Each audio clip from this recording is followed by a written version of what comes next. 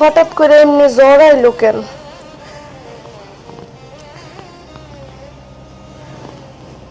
আমার মনে হইতেছে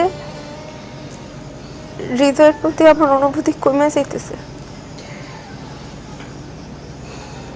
এই জন্যই আমার এত কষ্ট হইতেছে।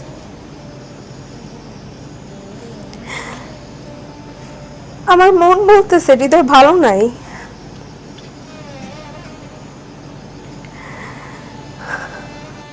হৃদয়ের কষ্ট হইতেছে বিধায় আমার শ্বাস নিতে এত কষ্ট হইতেছে।